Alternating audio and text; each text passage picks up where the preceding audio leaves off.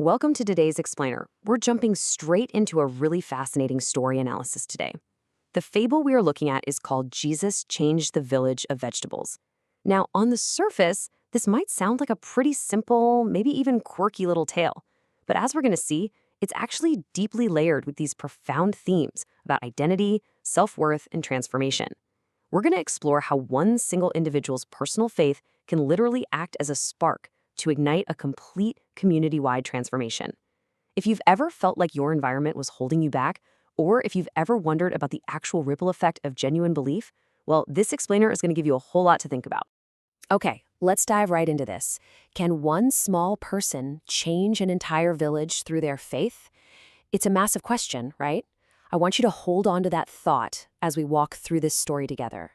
This question is the absolute emotional core of the hero's journey we're about to explore. Because, we often think that sweeping societal change requires armies of people or immense physical power. But the narrative we're examining today challenges that assumption head-on.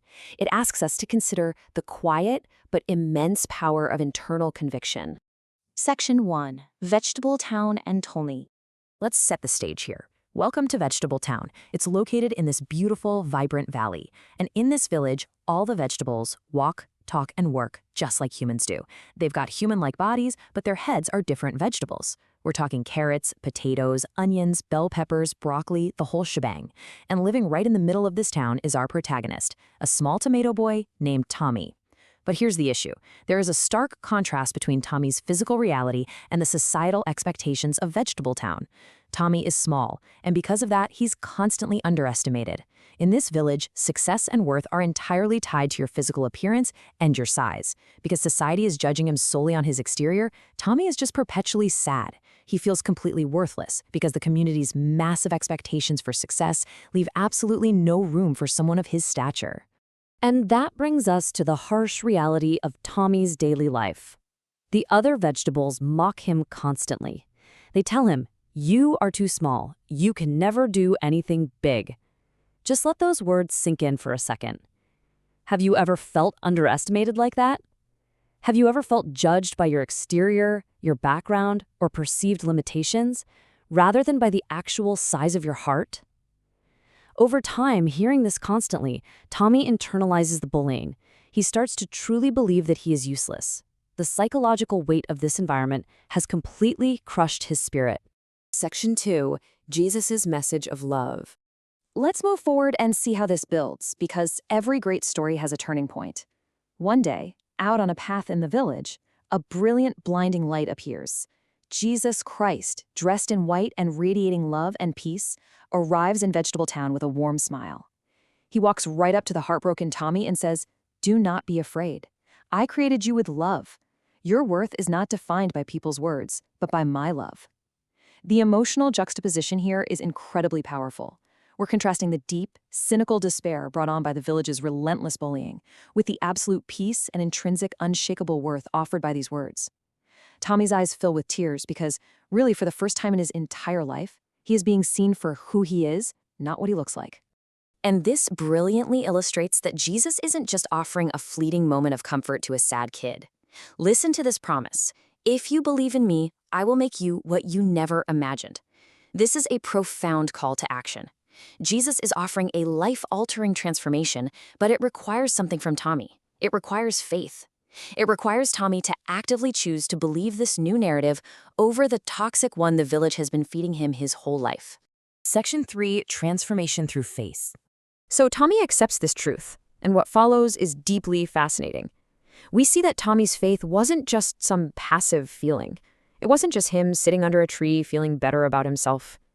His new belief system immediately became an active catalyst that revolutionized his daily habits and completely shifted the trajectory of his life. Let's walk through these steps methodically to see what active faith actually looks like in practice. First, he stopped complaining. He shifted his mindset from victimhood to agency. Second, he started praying, maintaining that vital connection with the source of his worth. Third, he started helping others, turning his focus outward instead of inward.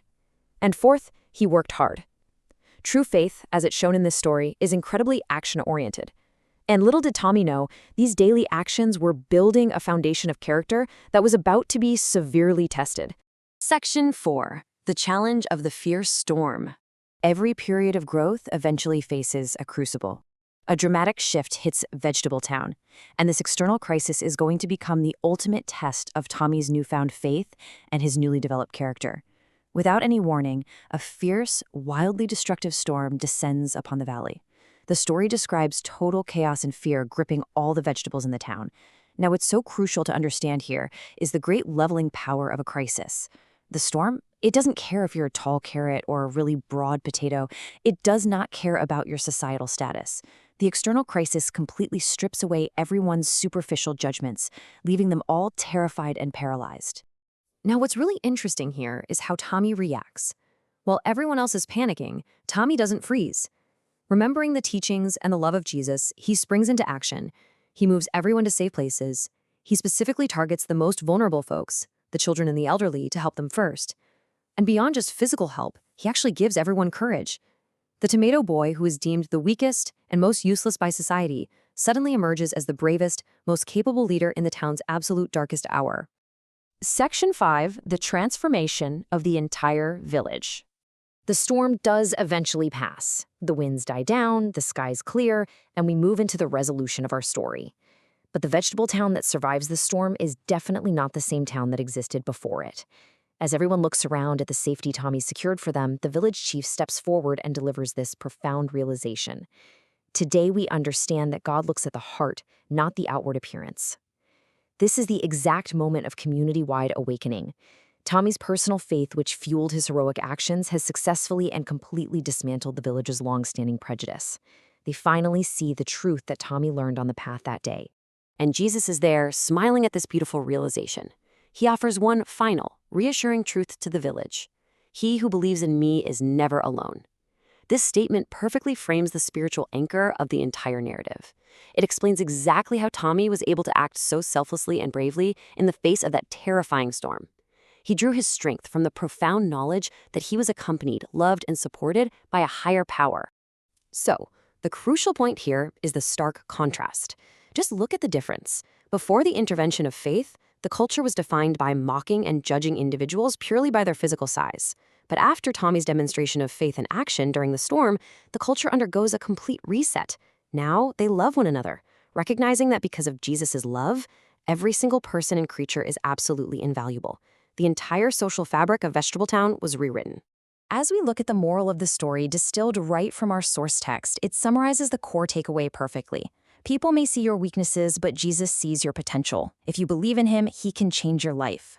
This reminds us that faith really does two massive things. First, it transforms our internal self-worth, completely changing how we view ourselves.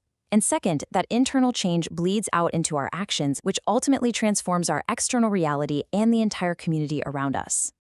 I want to end today's explainer by turning it back over to you. How can you apply this lesson of faith and love in your own community? Whether you're facing a storm right now or simply navigating a society that loves to judge by the superficial, remember Tommy's journey. Your true worth is internal, and your actions, when grounded in love and faith, genuinely have the power to change the world around you.